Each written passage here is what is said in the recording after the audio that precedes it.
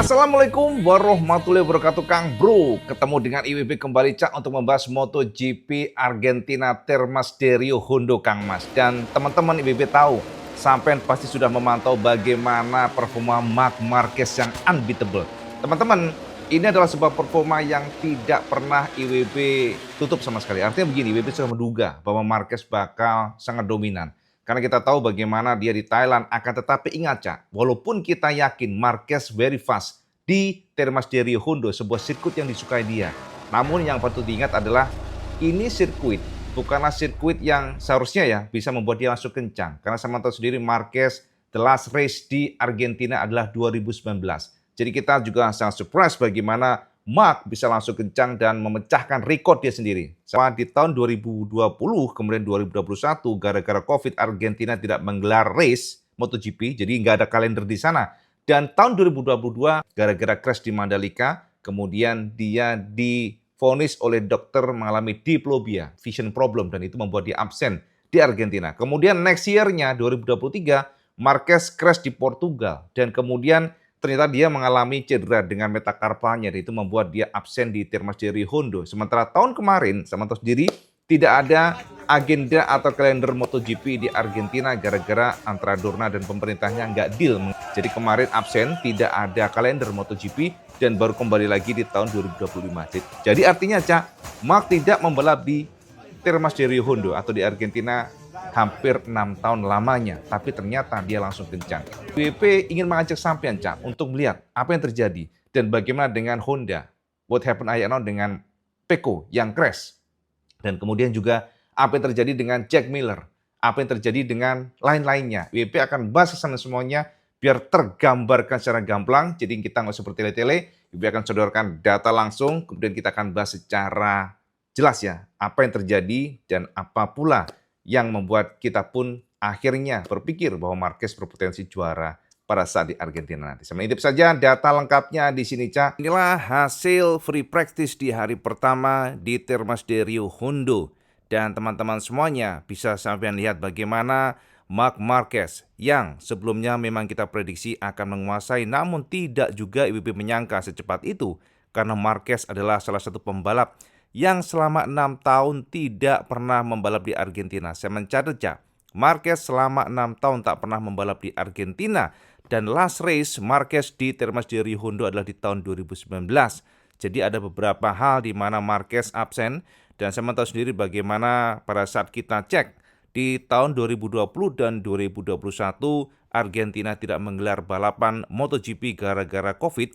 Kemudian dilanjutkan di tahun 2022 dan juga 2023 di mana Marquez cedera. Di tahun 2024 Argentina tidak menggelar race gara-gara tidak ada kesepakatan antara Dorna dan pemerintah Argentina. Dan akhirnya finally, Cak, di tahun ini Marquez kembali datang di Argentina dan langsung melesat. Itulah kenapa, Cak, kita juga lumayan surprise bagaimana Marc menorehkan lap time yang luar biasa, bagaimana Marquez berhasil mendobrak rekodnya di tahun 2014. Jadi rekod sendiri dipecahkan kali ini, Cak, setelah hampir 11 tahun lamanya, Cak, dengan mesin Honda. Dan di tahun ini Marquez menorehkan lap time di 1 menit 37.295 detik. Dan ini luar biasa, Kang Mas. Nah, teman-teman, hari kemarin, Cak, ya, dilaporkan bahwa kondisi trek di sirkuit Argentina memang sedikit cloudy di beberapa bagian. Kemudian juga kondisi treknya, aspalnya awalnya damp ya, jadi agak lembab, Cak, ya, ada beberapa bekas-bekas hujan rintik. Namun secara umum untuk aspalnya dilaporkan kering. Kemudian juga humidity atau kelembapan cukup tinggi mencapai 60% dan groundnya adalah 31 derajat Celcius. Jadi ini memang sebuah kondisi aspal yang dikatakan tidak ideal. Jadi informasinya juga IWB mendapatkan konfirmasi aspal kemarin gripnya cukup rendah, jadi low traction untuk aspalnya. Namun ternyata Marquez mampu langsung melesat dan Marc menjadi salah satu pembalap yang menjadi acuan untuk para pembalap lainnya guna mengalahkan Marquez. Dan teman-teman, Marquez pada penutupan di hari Jumat, hanya pada hari pertama Marquez menjadi pembalap terkencang dengan 1 menit 37.295 detik dan dikuntit ketat oleh Fabio Di Giannantonio. Ini adalah menjadi semacam bukti ya bagaimana kuatnya GP24. Makanya tahun kemarin kita nggak kaget kalau Jorge Martin dan juga Pecco berhasil menjadi pembalap yang mendominasi di MotoGP. Karena kita lihat para pembalap yang membeleca di tahun sebelumnya dengan GP23, maksudnya Fabio Di Giannantonio dan Alex Marquez, ternyata dengan GP24 benar-benar mengerikan kecepatannya. Bahkan Fabio Di Giannantonio berhasil menorehkan lap time yang sangat bagus dan terpaut hanya 0,135 detik dibandingkan dengan Marquez. Kemudian Alex Marquez konsisten sekali, Cak. Alex Marquez adalah pembalap yang juga menorehkan lap time best lap-nya berkali-kali.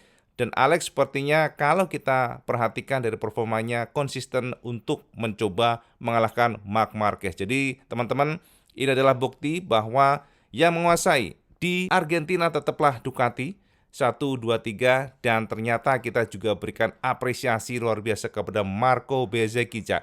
Memang teman-teman, secara tradisional Aprilia adalah motor yang sangat bagus di Argentina, Cak. Karena sirkuit ini dikatakan flowing ya.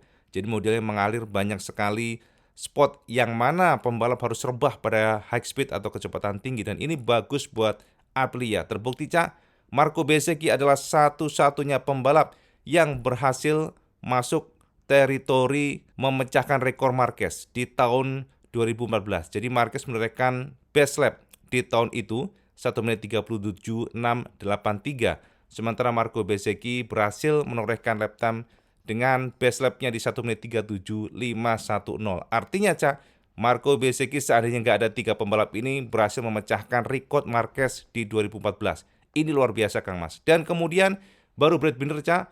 Sama, Cak, ya, Brad Binder juga masuk teritori yang memecahkan rekor, termasuk juga Alex Rins yang kita katakan. Nah, ini, Cak, ternyata jika kita lihat Yamaha improve-nya banyak banget, Cak.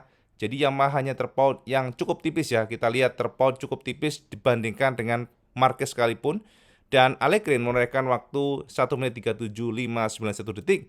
Dan ini dikuntit ketat oleh Zarco. Nah, teman-teman, kalau kita ngomongin mengenai pabrikan Jepang, nah ini kita akan share ke sampai nanti ya, Cak, ya. Biar nggak panjang ya. Tapi yang jelas ini adalah salah satu penekanan IWB bahwa para pabrikan Jepang ketika mendapatkan atau disodori sirkuit yang tidak banyak stop and go, rata-rata mereka cukup bagus. Karena kita lihat bahwa problem dari pabrikan Jepang adalah retraction atau traksi ban belakang. Sehingga pada saat mereka keluar tikungan, mereka suffering ya, maksudnya itu mereka kesulitan. Jadi kalau mereka disodori dengan model flowing atau mengalir, nah ternyata mereka kencang. Dan terbukti, Cak, Zarco dan Rins berhasil merangsek di posisi ke-6 dan 7 dengan gap yang nggak terlalu jauh dari Marquez sekalipun. Jadi hanya 0,0 sekian. Dan teman-teman, ke-8 Fabio Quartararo menjadi penegas bagaimana performa pabrikan Jepang yang bagus banget. Akan tetapi setelahnya kita lihat ya, teman-teman semuanya, untuk pasukan Honda di belakang Zarco bagus banget. Nah ini dia, tapi duo dari Yamaha ternyata sangat bagus ya, jadi bisa merangsek top 10. Kemudian Pedro Acosta masih kesulitan, Kang Mas ya. Jadi Pedro bahkan tiba-tiba crash sendiri. Kita juga mendapatkan informasi bahwa Acosta ini dalam kondisi yang siaga untuk keluar dari KTM. Di klausal yang menyebutkan Acosta bisa meninggalkan KTM. Walaupun Acosta dibesarkan oleh KTM, possibility Acosta meninggalkan KTM tanpa ada tuntutan. Teman-teman, Pecco Bagnaia. Nah, ini Kang Mas, ternyata Pecco still problem. Pecco memang saat ini mengalami problem dengan retraction-nya. Jadi Pecco merasa balancing dari motornya kurang, sehingga dia tidak ada PD untuk nge-push motornya. Bahkan entry corner pun problem. Kita akan bahas nantinya, Cak. Jadi kita langsung skip aja dari sini. Dan Ogura, sekali lagi, Ogura menunjukkan bahwa dia adalah best rookie. Ogura menorehkan lap time 1 menit 37.855 detik, Cak. Ini adalah lap time yang sangat-sangat nempel Marc Marquez di 2014. Ogura menjadi pembalap Aprilia kedua terbaik setelah Bezzecchi dan kemudian disusul Morbidelli. Bahkan Morbidelli pun di belakang Ogura, Kang Mas. Nah, 13 adalah Joan Mir, Kang Mas. Joan Mir menjadi pelengkap Honda ya, yang bermain di angka 1 menit 37. Setelahnya baru Jack Miller, best lap-nya maksudnya ya, di 1 menit 38.058 detik. Miller masih belum klop, Cak, rasanya. Miller masih berusaha mendapatkan feelingnya. Dan kemudian 15 Marini, 16 Vinales yang juga tidak kunjung membaik di atas mesin KTM. IWB khawatir, Cak, Vinales ini gara-gara kondisi yang tidak getting better dan better. Nah ini dia, mentalnya anjlok, Cak. Mentalnya, takutnya ya. Karena Vinales bahkan ditempel oleh Fermin Aliguer sebagai rookie yang nangkring di posisi ke-17. Kemudian 18 pun sama, Cak. Oliveira yang biasanya sangat bagus dengan Aprilia, ternyata dengan Yamaha sepertinya belum mendapatkan feelingnya. Jadi Oliveira bahkan menorehkan waktu 1 menit 38.649 detik yang notabene cukup jauh dibandingkan dengan pembalap di depan. Kemudian Somkya Chantra yang masih adaptasi dengan mesin Honda, lalu 20 Raul Fernandez dan Enea Bastianini. Ini lebih parah, Cak. Bastianini yang kemarin cukup bagus ya pada saat race, akan tetapi pada hari ini, kemarin maksudnya saya, di Argentina very suffering. Jadi informasinya memang dia merasa low traction pada saat terbang, akan tetapi tegak motornya a lot of traction. Itu yang membuat dia harus merubah riding style-nya dan masih belum berhasil hingga sekarang. Kemudian Salvador Richa yang terakhir. Nah, kita akan nitip seberapa dan bagaimana proses dari kemarin pada saat pengetesan, dan inilah lap time yang bisa disodorkan bersama semuanya. Nah, ini Cak. Jadi teman-teman, kalau sampai lihat di sini, IWB ingin menekankan kesampaian bagaimana performa masing-masing pembalap yang memang sudah kita kantongi, Cak. Jadi ini adalah informasi best partial time, adalah record atau data yang sahih bagaimana para pembalap berhasil menekuk tikungan per tikungan. Jadi teman-teman, siapa sih yang menguasai di tikungan A, tikungan B, atau T1, T2, T3, dan lain sebagainya, atau sektor per sektornya. Disinilah ada data yang sahih. Yang pertama, Cak, ternyata Marquez adalah pembalap yang sangat dominan dan menjadi pembalap terkencang pada T1. Marquez hanya ditempel oleh Brad Binder, Cak, dengan waktunya di sini, Cak. Jadi Marquez berhasil menorehkan best 26.265 detik ya, Cak ya. Ini adalah salah satu keunggulan Marquez yang sangat kuat, very strong pada T1. Kemudian Brad Binder kedua dan Alex Marquez ketiga. Gak jauh-jauh, Cak. Jadi memang Binder adalah salah satu pembalap yang sangat kuat dengan mesin KTM-nya pada T1. Dan ternyata di sini, Cak, Ai Ogura juga pembalap yang patut kita apresiasi karena dia masih nempel di posisi ke-6, Cak. Bahkan Ogura berhasil mengalahkan Pecco yang di sini, Cak, kita lihat ya. Pecco pun pada T1 kesulitan dan hanya nangkring pada ranking ke-12. Ini menjadi bukti bahwa Pecco sangat suffering pada T1. Nextnya adalah T2, Cak. T2 ternyata bukan Marquez yang menguasai, tapi Fabio De Gianantonio menjadi pembalap terbaik pada T2 ini. Disusul Marco Bezzecchi dan Joan Mir. Nah, teman-teman, di sini kita juga surprise ternyata Marquez T2 tidaklah kencang banget. Marquez nangkring di posisi terbaik ke-11, Cak, di sini, Cak, rankingnya. Jadi T2 agak lemah Marquez. Jadi kalau kita lihat Marc Marquez very strong pada T1, T2 melemah, tapi yang kuat adalah Fabio De Gianantonio, Marco Bezzecchi dan Joan Mir. Ingat, Cak, ternyata mesin Honda very strong pada T2. T3, nah ini dia, Cak. T3 baru Alex Marquez yang langsung take over, dan ternyata Marquez yang pada T2 suffering tapi langsung melejit di posisi kedua pada T3. Jadi kalau kita lihat masing-masing memiliki teritori berbeda, sementara Fabio De Gianantonio sedikit turun dibandingkan dengan T2. Jadi very strong Alex Marquez, kedua Marc Marquez, ketiga Fabio De Gianantonio, dan Johann Zarco mesin Honda juga sangat strong pada T3. Jadi T2 kuat juga mesin Honda dengan Joan Mir, ternyata T3 Zarco sangat bagus dibandingkan dengan Mir. T3 ini ternyata Mir juga melorot kalau kita perhatikan di sini, Cak. Jadi dia ranking ke-8 dan Fabio Quartararo, teman-teman, Alex Rins mungkin ya, kita fokusnya di sini.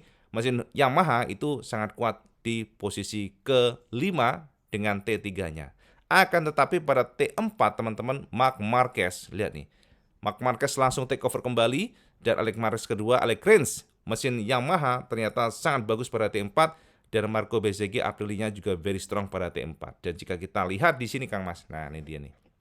Maka untuk rankingnya tetap Marquez menguasai, kedua Alex Marquez dan juga Binder ketiga. Jadi ini adalah informasi best partial time-nya di Argentina. Jadi kalau menurut IWB ini penting, ini adalah salah satu data yang memberikan gambaran bagaimana teritori kekuatan masing-masing pembalap yang ternyata Marc Marquez menguasai T1 dan juga T4. Sementara Fabio De Gianantonio very strong pada T2 dan Alex Marquez strong di T3. Jadi memang tidak semua sektor dikuasai, ada pembalap yang menonjol, ada pembalap yang sedikit lemah, tapi dikoreksi kembali pada next sektornya. Itu, Cak, ya. Nah, kita lihat lainnya, Cak. Nah, teman-teman, ini adalah fastest lap sequence. Detik-detik bagaimana praktis kemarin, bagaimana kita bisa melihat Marc Marquez menjadi pembalap yang sebagai acuan ya. Jadi Marc Marquez ini pembalap acuan karena Marc pada free practice Yang pertama, di hari Jumat maksudnya, Marquez pada 3 menit 29 langsung menorehkan best lap di 1 menit 40. Ya ini Cak ya. Pada 3 menit 37, posisi Marquez digeser oleh Pedro Acosta. Jadi ini adalah gambaran kesampaian bagaimana detik-detik sesi per sesi pada saat free practice kemarin, dan ternyata memang yang opening jadi best lap adalah Marquez, akan tetapi kemudian di take over pembalap lainnya oleh Pedro Acosta, sempat Brad Binder dengan 1 menit 39, lalu Marc Marquez kembali dengan 1 menit 38 di sini Cak. Ya, Alex Marquez take over kakaknya dengan 1 menit 38, 370, dan kemudian Marquez kembali pada 19 menit itu di 1 menit 30, 8184. Jadi semakin meruncing. Kemudian ternyata Johann Zarco pun sempat mengalahkan Marquez. Jadi dengan 1 menit 38 pada menit ke-21, lalu Marquez kembali take over Zarco pada menit ke-21.34 dengan 1 menit 37, 7:39 detik.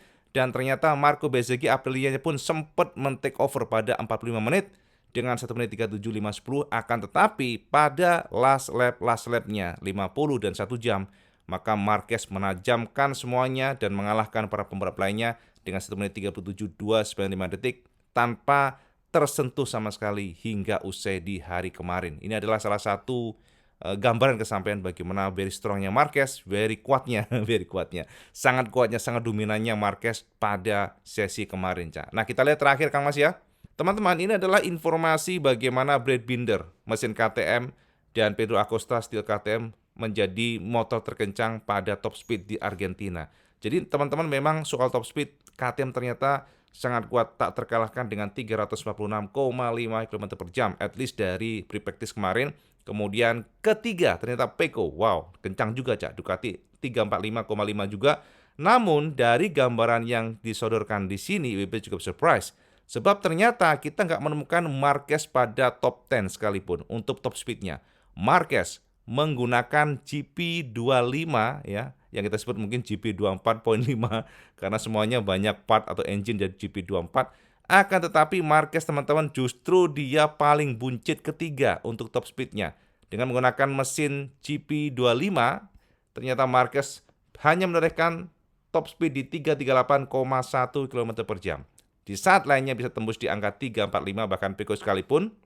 Ini adalah bukti bahwa Marquez tidak melulu ibaratnya ya mengandalkan top speed, tapi Marquez very fast pada tikungan. Jadi top speed no need, tapi Marquez mengkompensasi bagaimana dia sangat cepat, sangat kencang di tikungan. Itu Cak ya, gambaran bersama semuanya untuk data di Argentina pada hari pertama, dan kita lihat seperti apa hari ini. Kan informasinya Pecco Bagnaia akan bangkit, akan mencoba untuk attacking di hari ini. Dia akan menantang Marquez. Itu Cak, informasi buat semuanya tentang hari pertama di Argentina. Nah, Kang Mas, jadi sudah jelas padang jinglang ya.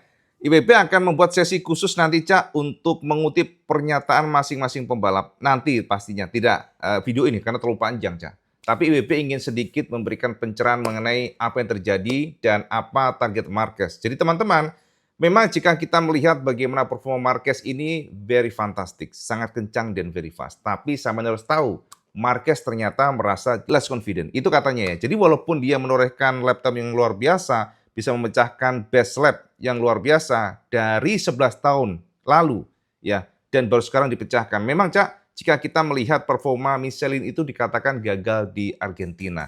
Jadi Marquez menorehkan record saat itu menggunakan ban Bridgestone yang very strong pada front end-nya. Sementara Michelin sama tahu sendiri ya, Michelin kan kurang kuat pada front end tapi sangat kuat di bagian belakang, dan itu ternyata karakter yang kurang cocok di Termasderi Hondo. Jadi masa lalu memang demikian. Makanya jika kita lihat baru di tahun ini dengan Marquez yang menorehkan atau memecahkan rekodnya. Sebelum-sebelumnya nggak ada yang berhasil. Karena memang sama tahu sendiri ya, bahwa model sirkuit Termasderi Hondo atau Argentina ini adalah flowing.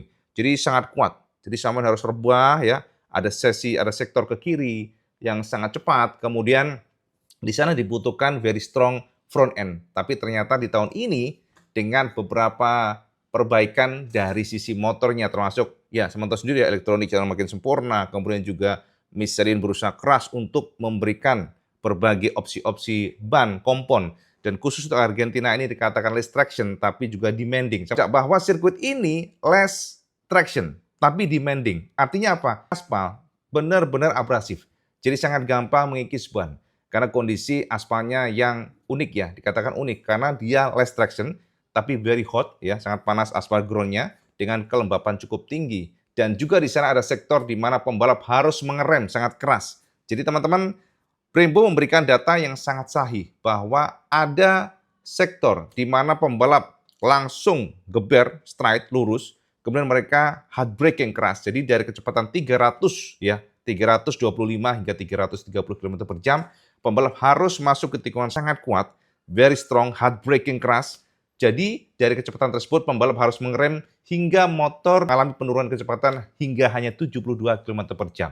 Makanya teman-teman disitulah dikatakan ya demanding banget dan berpotensi ya kalau pembalap tidak pintar mengatur manajemen bannya maka pembalap akan mengalami degradasi atau pengikisan ban yang cukup ekstrim. Marquez dia merasa nggak confidence karena dia merasakan ada balancing yang masih kurang. Jadi Marquez tidak bisa mengeluarkan riding style-nya secara natural. Itu kata Marquez. Jadi memang kita juga surprise ya.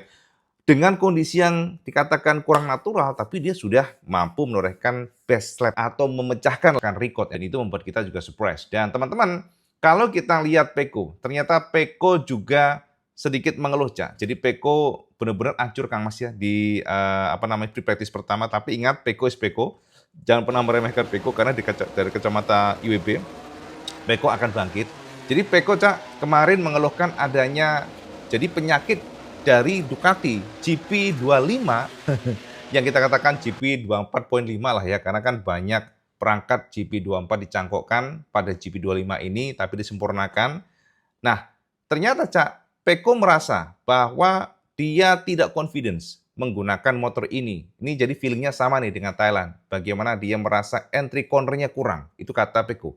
Jadi informasi Pecco-nya bahwa pada saat dia masuk tikungan, ternyata ada nervous atau rasa ada grogi, Cak. Jadi nggak bisa optimal. Jadi front end-nya. Itu yang pertama. Yang kedua, ternyata dia merasa bahwa traksi ban belakangnya kurang. Jadi Pecco ini membutuhkan additional downforce pada retraction-nya.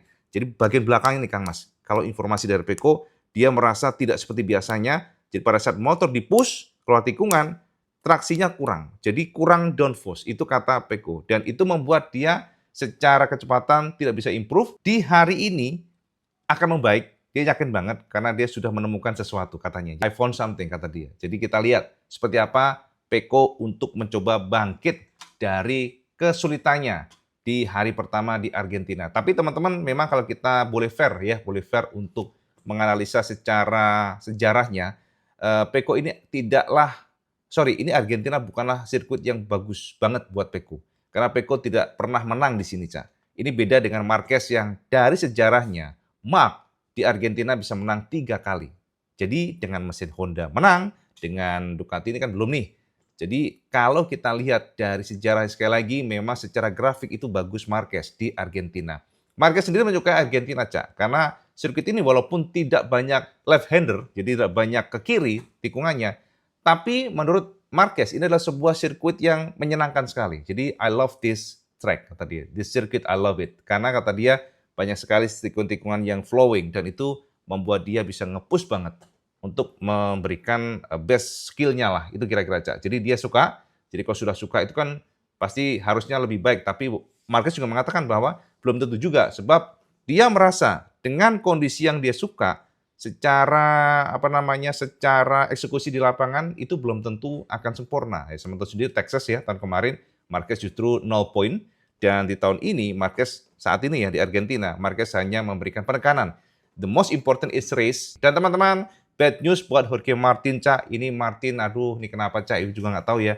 Baru menggunakan angka 1, jebule Kang Mas Martin diklaim tidak bisa ikut lagi di race Argentina. Bahkan dikhawatirkan dia harus istirahat, dia harus rest selama 2 bulan. Gara-gara pada saat latihan kemarin, dia jatuh lagi, dan ada retak lagi di tulang kaki bawahnya, tumitnya, dan itu membuat dia harus benar-benar istirahat karena operasi ini akan membuat dia tidak bisa melakukan apapun, akan berbahaya kalau dia di atas motor lagi, dan kata dokter dia harus betul-betul take rest ya selama 2 bulan tidak boleh nyetir motor, dan itu membuat sepertinya, nah ini Cak, yang problem nih, sepertinya Martin baru akan kembali pada race Jerez.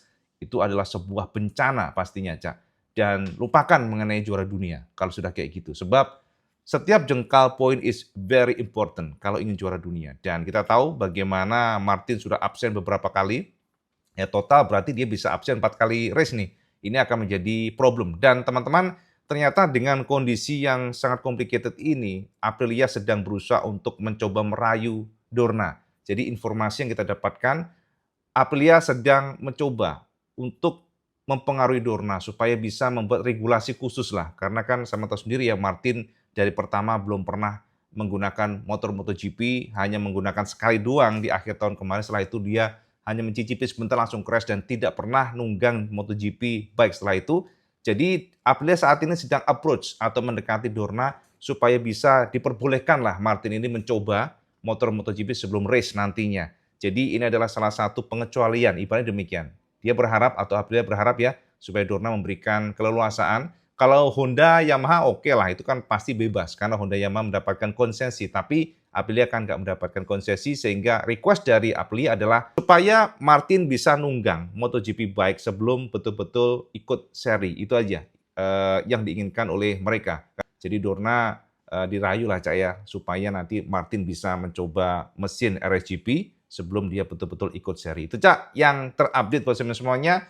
Dan teman-teman, untuk Honda, Yamaha kita pantau seperti apa, dan Zarco. Sekali lagi, Zarco is very good, Zarco very fast, dan Zarco satu Cak. Yang diinginkan dia adalah dia ingin masuk top 5. Jika memang possible, dia akan masuk ke podium. Itu yang dikatakan Zarco, dia merasa confident, the bike is very good, kata dia, responnya sangat bagus, stability bagus, kemudian juga power delivery bagus, dan connection antara gas dan power delivery itu bagus. Nah, Honda, teman-teman semuanya, problem di masa lalu adalah connection antara gas dan juga power. Dan itu nggak didapatkan tahun lalu. Sementara tahun ini ternyata terkoreksi banyak banget, jadi koneksi antara gas dan juga power delivery itu very nice, very good, sehingga sensitive feeling dari pembalap juga akan confidence. Itu yang dirasakan Zarco. Tapi akan saya kesampaian pernyataan masing-masing pembalap, khususnya Zarco dan juga, Zarco lagi, khususnya Marquez dan juga Pecco. Kita ingin dengar apa dikatakan mereka, tapi ini terlalu panjang durasinya sehingga kita tutup di sini, Cak. Dan sekarang sampean komen di bawah kira-kira Kang Mas, apakah sampean percaya Marquez akan juara di Argentina? Atau sampean punya opini lain, sampean komen di bawah. Dan seperti biasa kalau sampean suka video ini, sampean like, share, dan subscribe. Oh, jalani Kang Mas, sampean sholat 5 waktu karena itu yang paling penting, Cak. Jangan pernah tinggalkan. Assalamualaikum warahmatullahi wabarakatuh.